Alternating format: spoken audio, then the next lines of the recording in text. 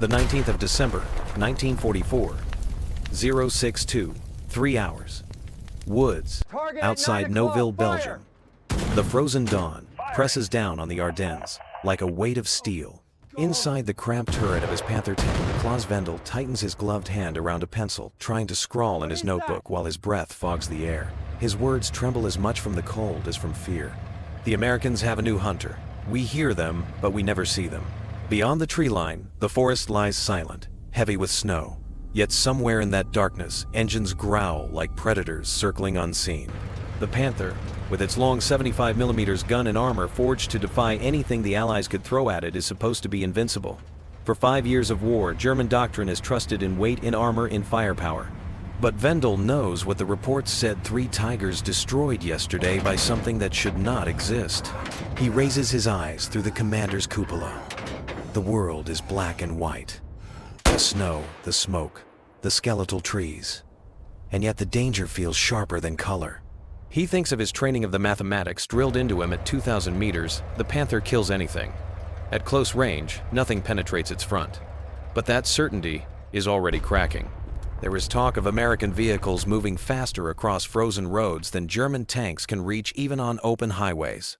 In exactly 17 minutes, Klaus Wendel will see them with his own eyes. Not heavier, not stronger, not even better protected, just faster. Faster than he can turn his turret, faster than he can shout the order to fire.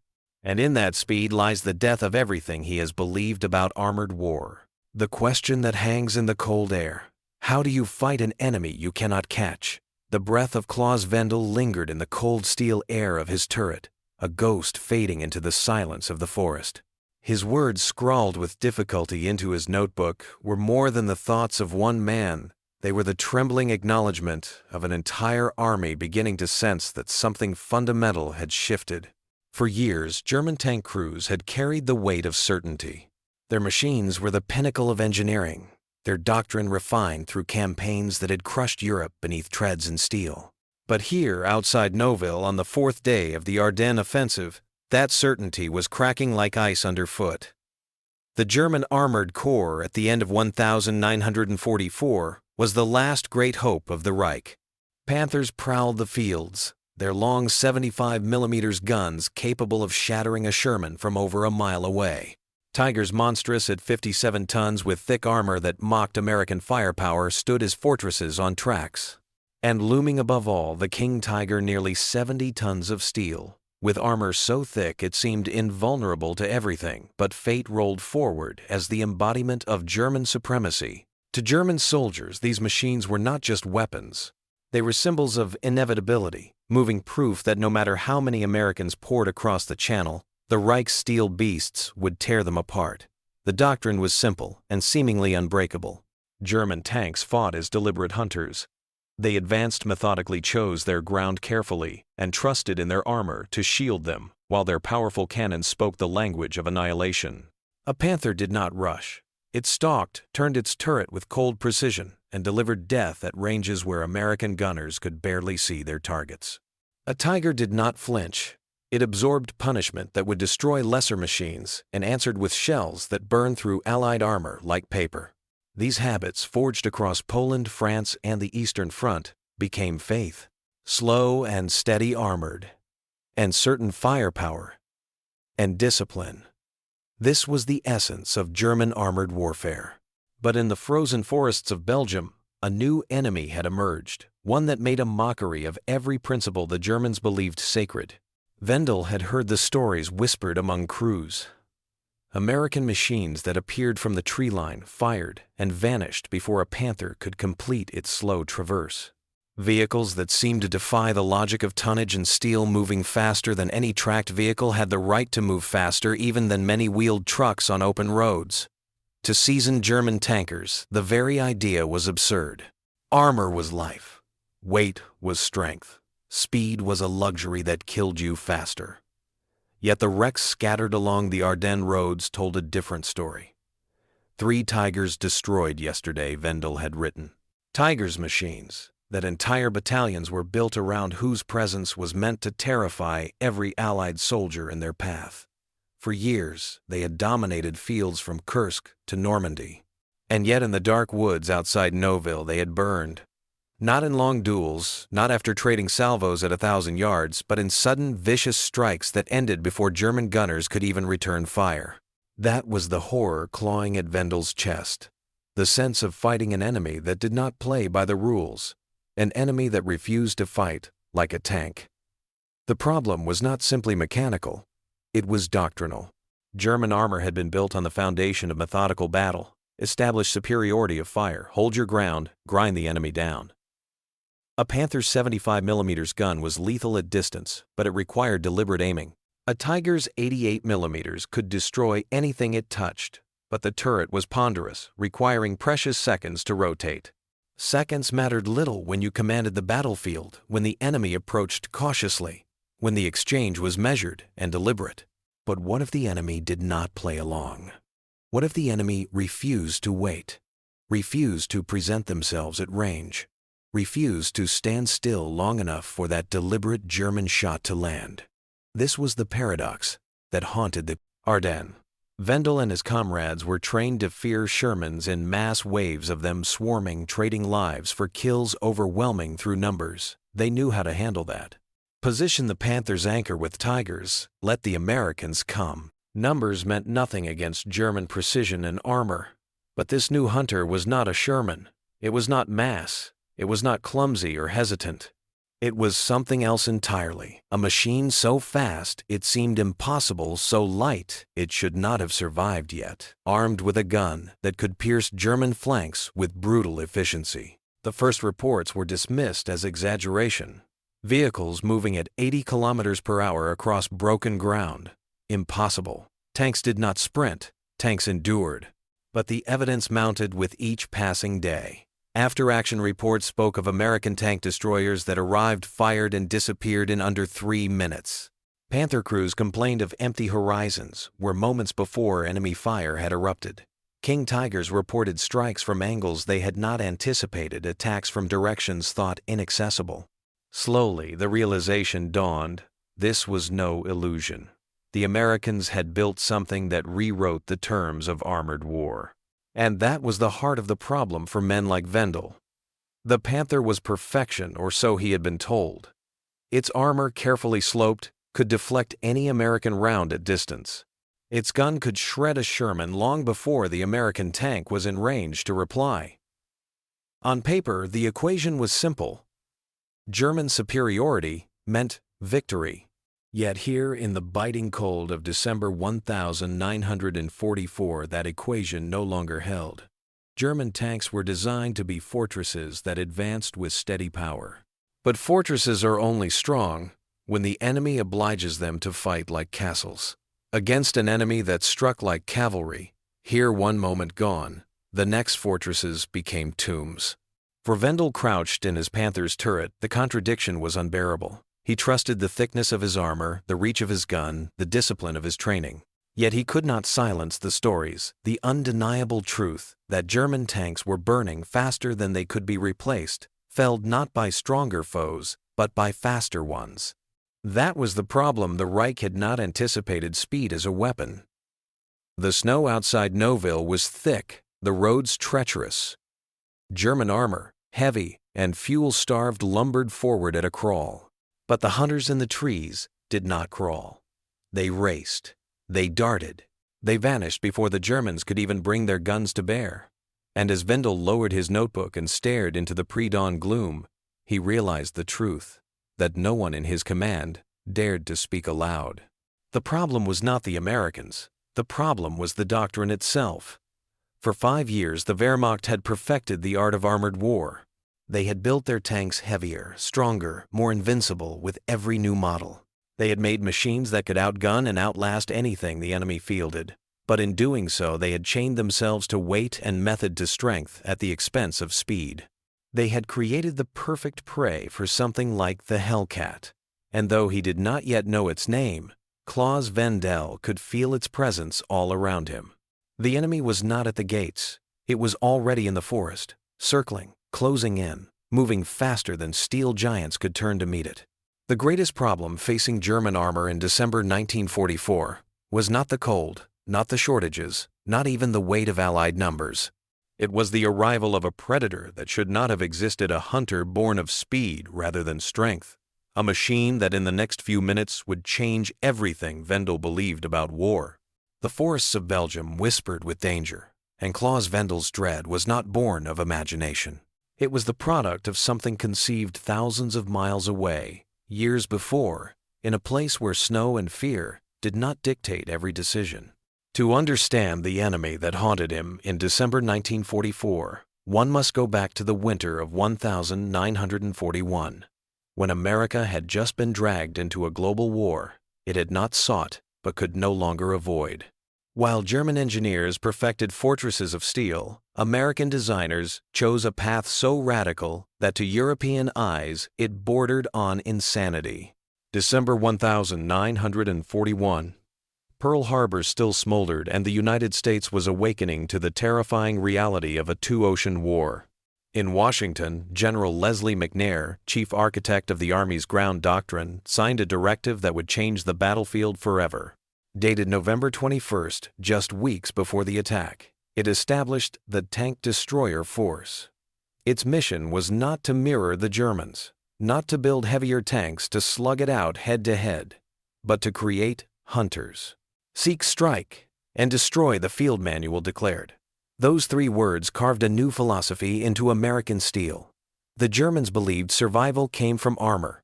The Americans decided survival came from speed. It was a decision as shocking as it was counterintuitive. At a time when the battlefield was ruled by monsters weighing 50, 60, even 70 tons, the United States demanded something light enough to move like a sports car.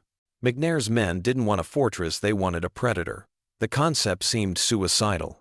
An armored vehicle with barely enough plating to stop machine gun fire, yet carrying a gun strong enough to kill a Panther. It was a paradox, and paradox became the beating heart of the M18 Hellcat.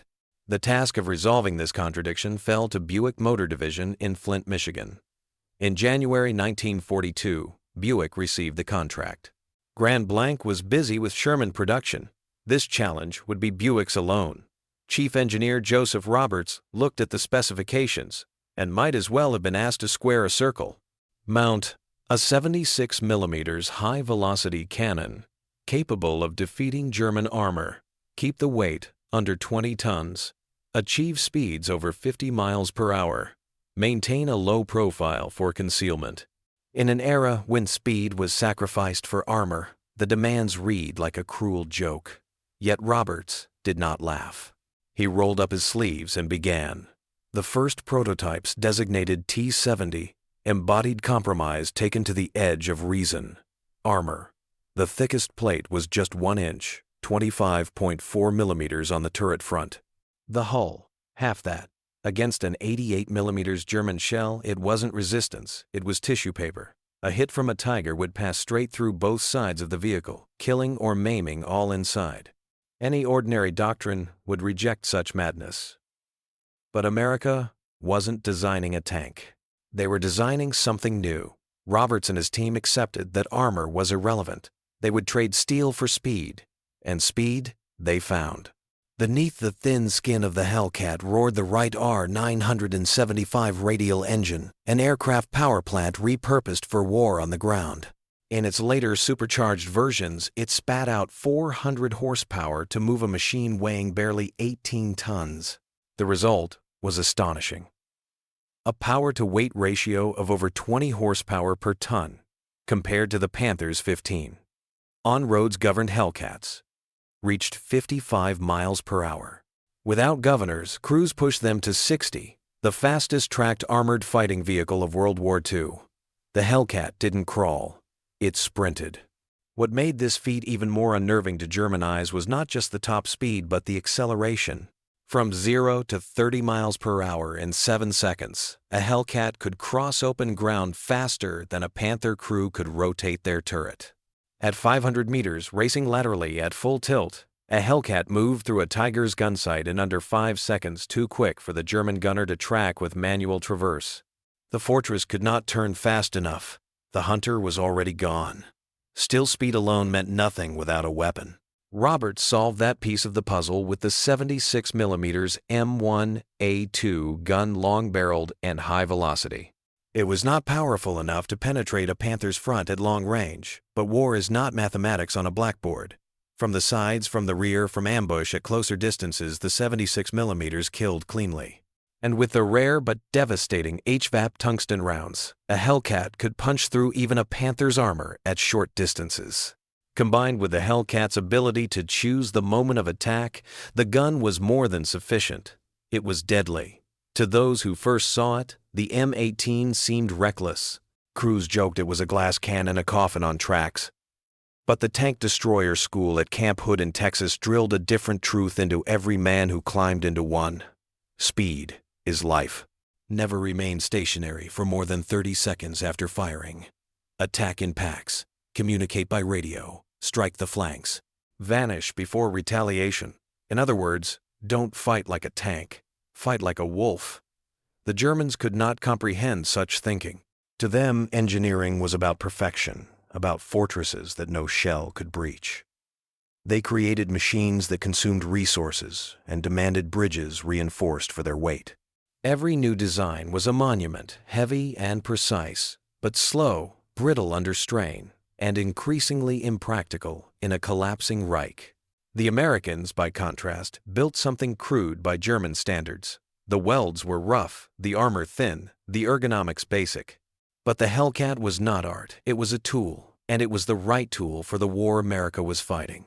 By the summer of 1943, production was underway. Buick built just over 2,500 Hellcats in 15 months, a fraction of Sherman output, but still greater than monthly Panther production. In November 1943 alone, 267 rolled off the lines. While Germany struggled to produce 90 Panthers a month, America completed the Hellcat's entire production run before the Reich could field even a few thousand more tanks. In the contest of industry, speed was once again America's weapon. Thus, the paradox took shape. German tankers in 1944 trusted in weight in armor measured in centimeters in guns designed to obliterate at distance. American tank destroyer crews trusted in something invisible, but no less lethal momentum. One philosophy sought to endure, the other sought to move. And when those two collided, as Claus Vendel would soon discover, endurance meant nothing if the fortress could not catch its prey. The Hellcat was born from desperation, but perfected into doctrine. It was America's answer to the question Vendel had whispered into his notebook. How do you fight an enemy you cannot catch? You build a machine that doesn't try to be a fortress. You build a machine that races through the battlefield like a predator, thin-skinned, sharp-toothed, vanishing before the enemy even realizes it is there. Instead of a castle of steel, America had built a hunter. And that hunter was coming for Claus Vendel. The Hellcat had been born from paradox, forged in American factories, not as a fortress of steel, but as a machine that existed to break the rules of armored war. Yet a weapon, no matter how fast, is only as deadly as the doctrine that guides it. And this is where the true revolution occurred. The Germans trusted in their tanks as invincible fortresses, moving monuments that embodied everything they believed about victory. The Americans taught their men to trust in something far less tangible, an idea, a doctrine, a way of fighting that turned thin armor into a weapon and speed into survival. The creed was simple: seek, strike, destroy. 3 words carved into Field Manual FM, 18 to 5 inches, 1942. 3 words repeated in every classroom, every field exercise, every whispered order, in the heat of combat. To German ears, the motto was madness. To American crews, it became gospel. Tank destroyers were not to hold ground. They were not to trade blows with enemy armor in deliberate duels. They were to stalk, to ambush, to move with relentless aggression, and then vanish before the enemy could reply. It was not about being the strongest tank. It was about being the fastest hunter. At Camp Hood in Texas, where the tank destroyer center sprawled across nearly 160,000 acres, this philosophy was drilled into flesh and bone. The training ground was unlike anything the Army had built before. Here, thousands of young men learned not to fight like tankers, but like predators. They endured the revolutionary battle conditioning course, a week-long crucible where live rounds cracked overhead and smoke filled the air, where men crawled through mud and barbed wire, while machine guns spat real bullets just above their helmets. It was no place for hesitation. Every lesson screamed the same truth. Hesitation meant death. From the first day, recruits were told that armor would not save them. They sat inside their M18s listening as instructors pounded their fists against the thin steel walls, reminding them that one German shell would pass straight through. You cannot rely on this, they were told. Your protection is speed. Your defense is movement. Your survival depends on how fast you shoot and how fast you get out. It was brutal honesty, and it bred a ferocious kind of clarity. In German training schools, crews memorized mathematics of penetration angles, armor, thickness, and kill zones. At Camp Hood, men memorized something else: 30 seconds. That was the limit. 30 seconds after firing, you were already dead unless you were moving. This philosophy bred tactics that would have seemed alien to Vendel and his comrades crouched in their Panthers.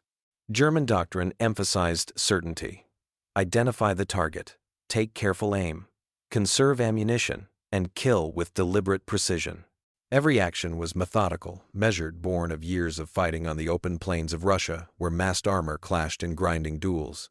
A Tiger gunner might spend precious seconds perfecting his aim, confident that his armor could absorb the enemy's shot while he lined up the kill.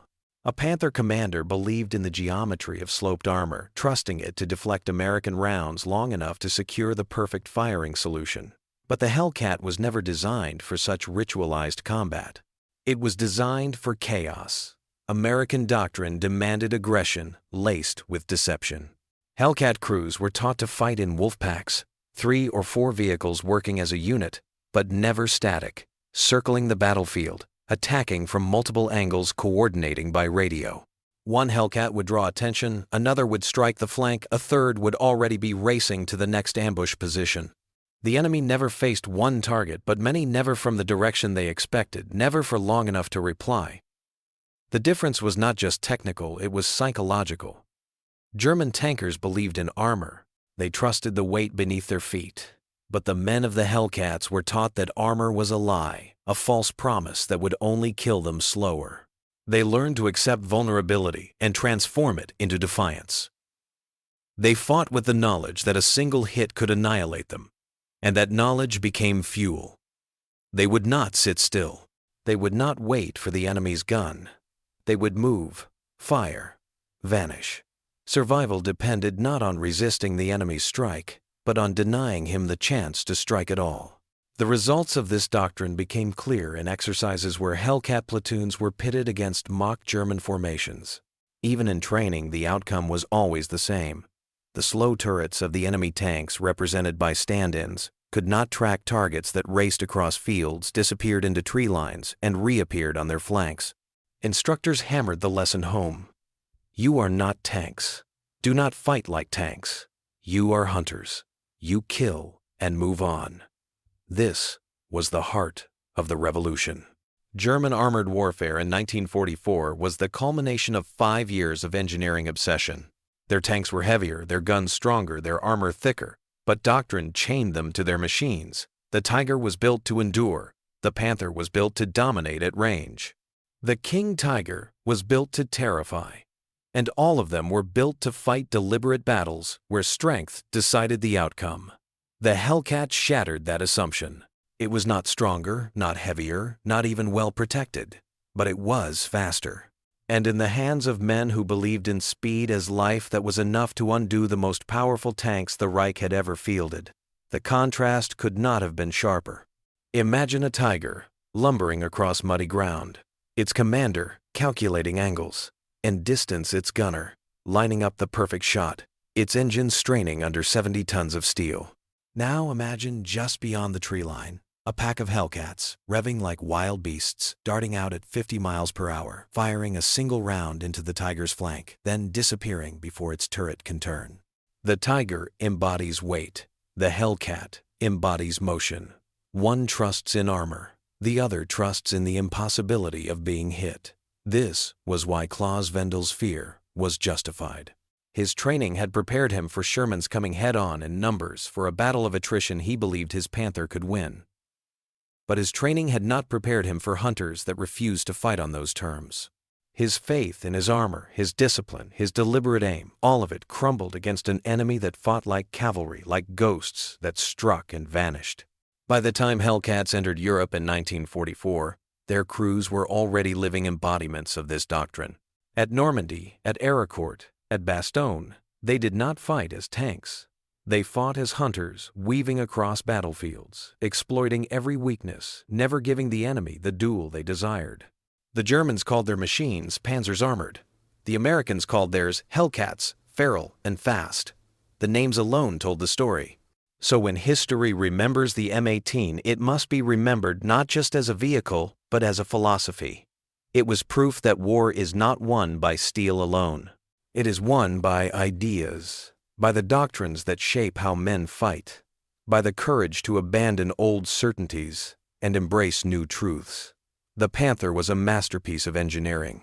The Hellcat was a masterpiece of doctrine. One fought as a fortress, the other fought as a predator. In the end, that was the difference. The Hellcat was never a tank. It was a mobile hunter, thin-skinned but deadly designed to move faster than fear itself. And in the Ardennes, it would prove that sometimes the greatest armor is not steel, it is speed. The doctrine of seek, strike, destroy was not just words on a page. By the summer of 1944, it was being tested in fire and blood. The Hellcat was no longer a theory, no longer a machine rolling off Buick's lines in Michigan. It was on the battlefields of Europe, its crews young, restless, and drilled in the belief that speed was their only shield. The Germans had yet to learn its name, but they would come to know its terror, and the proving grounds would be Normandy, Ericourt, and the frozen hell of Bastogne. It began in Normandy, in the aftermath of D-Day. The beaches were behind them, but the hedgerows of France became a labyrinth of ambushes and sudden death. In July 1944, German panzer units first encountered the M18 Hellcat. At first, they dismissed reports of a tracked vehicle moving faster than a half-track as exaggeration. But the encounters were real. German crews wrote after-action reports describing enemy vehicles disappearing before return fire could be delivered. Panthers would roll into firing positions confident in their invincibility, only to find themselves struck from the side.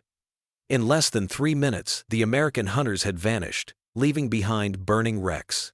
For the first time, German tankers began to realize that the battlefield was no longer theirs to dictate. The paradox was inescapable. On paper, the Panther was perfection. 80 millimeters of sloped frontal armor. A gun that could tear through a Sherman at 2,000 meters. A fortress on tracks. Yet the Hellcat refused to fight that duel. A Panther's turret required a full minute to traverse. In that minute, a Hellcat could displace over a mile. The mathematics were merciless. German armor lived and died by deliberate action, but deliberate action was impossible when the enemy refused to stay still.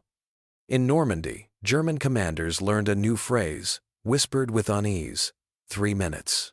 That's all we have before they disappear. But it was in September 1944, at Ericourt, that the Hellcat's legend was truly forged. The 704th Tank Destroyer Battalion, attached to Patton's Third Army, faced elements of the German 113th Panzer Brigade near Nancy. Conditions favored the defenders. Fog blanketed the fields, cutting visibility to barely 30 feet. It should have been a German advantage. Panthers and Panzer IVs, hulking shapes in the mist, should have been unstoppable. Yet the fog became the Hellcat's ally. Lieutenant Edwin Leiper's platoon of M18s waited like wolves in the haze. When German armor stumbled forward, the Hellcat struck at point-blank range. In the first 5 minutes, 5 German tanks were destroyed. By the end of the day, the tally rose 39. German tanks burned against 4 M18s lost. A kill ratio of nearly 10-1, unthinkable by conventional armored logic. Captain Tom Evans earned the Distinguished Service Cross for climbing into a disabled Hellcat and firing its gun, manually destroying enemy panzers, even as his own vehicle smoldered. The numbers told a story, but the real story was psychological. German tankers trained to expect duels of endurance, now faced enemies that moved faster than fear itself. The heavy steel of their Panthers turned against them weight, becoming a liability, as lighter American machines darted across fields and ridgelines. Survivors recalled firing at shadows that vanished before their rounds struck home. The battlefield was no longer methodical. It was chaos, and chaos belonged to the Hellcat. Then came Bastogne. December 1944.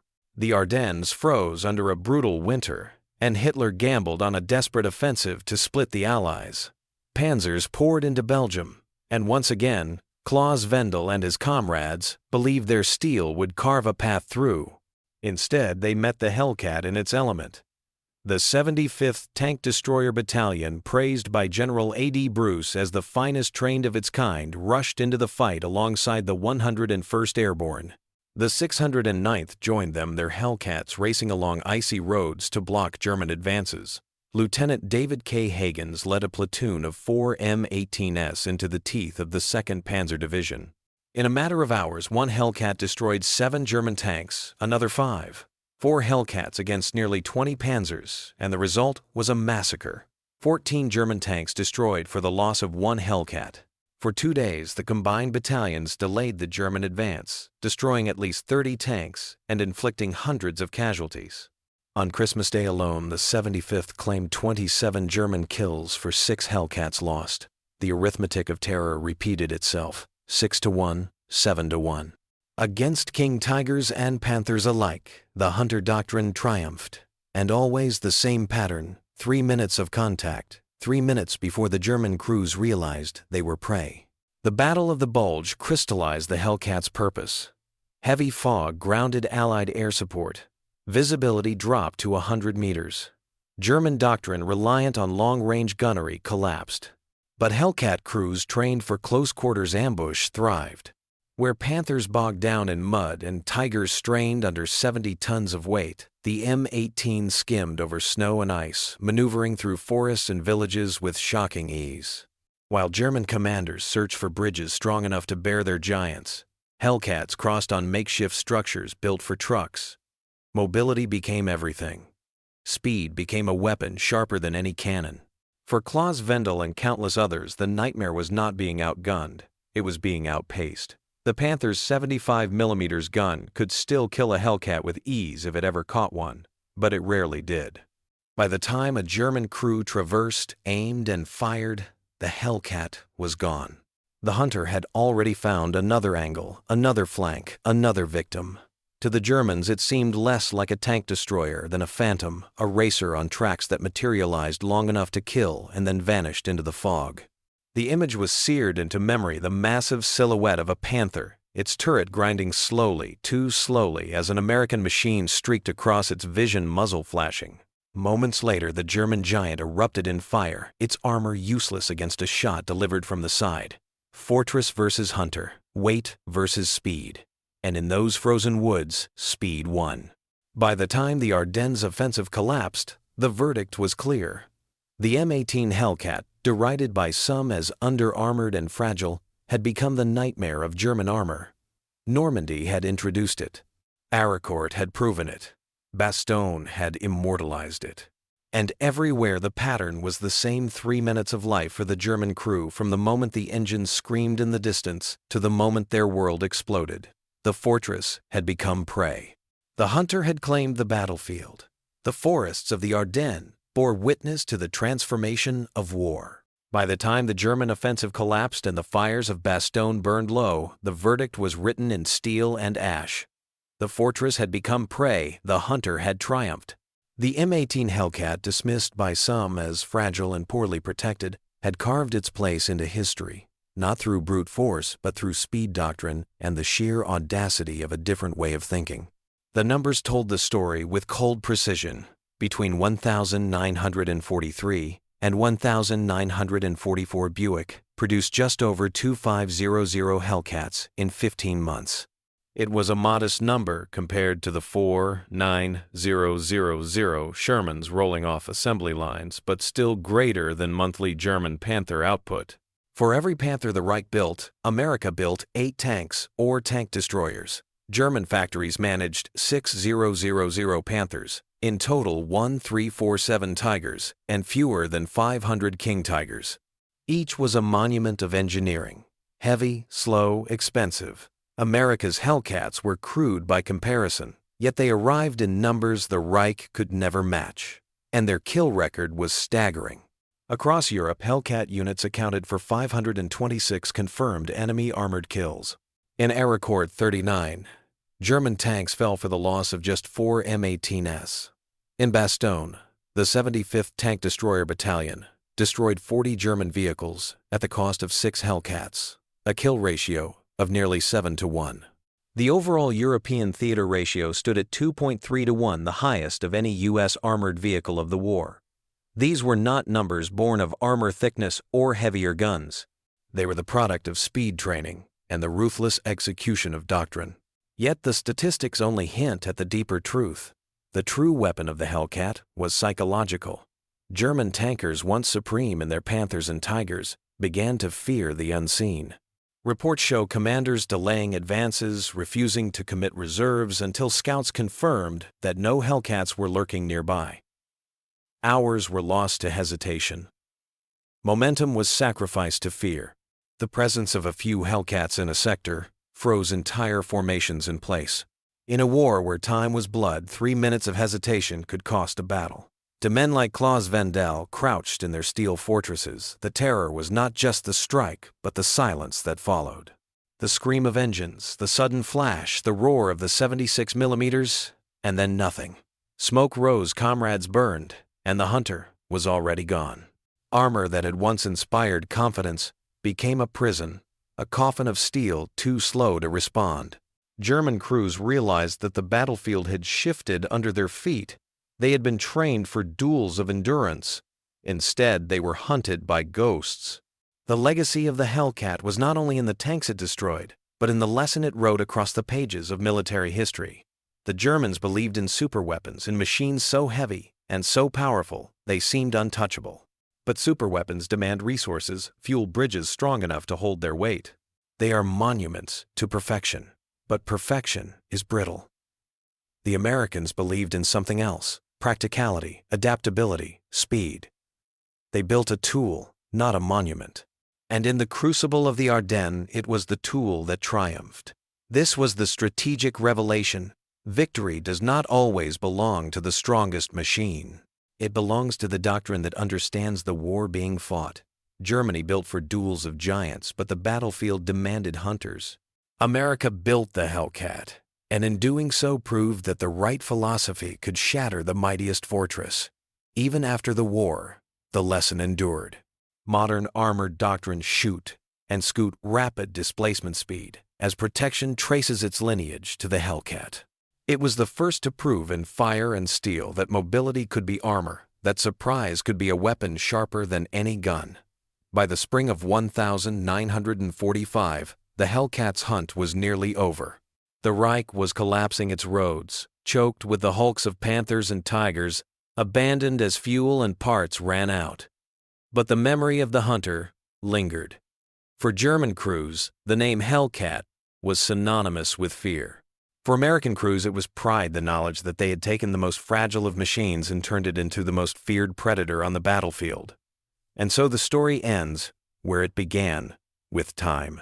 For Claus Vendel and men like him, 3 minutes was all they had. 3 minutes from the scream of engines to the flash of the gun. 3 minutes to traverse, to aim, to fire, while the hunter was already moving, already gone, already striking elsewhere. 3 minutes that separated fortress from prey, steel monument from burning wreck. In war, steel is not enough. Numbers are not enough. Even firepower is not enough. Sometimes victory belongs to speed, to doctrine, to the courage to abandon old certainties. The M18 Hellcat proved that in modern war, speed does not just kill, it renders strength irrelevant.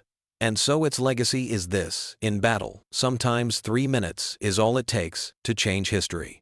The M18 Hellcat was never the strongest nor the most heavily armored, but it rewrote the rules of armored warfare. In the frozen forests of Europe, it proved that speed could be armor and doctrine could be deadlier than steel. German fortresses of iron fell not to greater firepower, but to hunters that refused to stand still. For every Panther and Tiger burned, the lesson grew clearer. War rewards agility, not monuments. In the end, the Hellcat's legacy is eternal. Sometimes 3 minutes decide everything, and in those 3 minutes, history itself can change forever.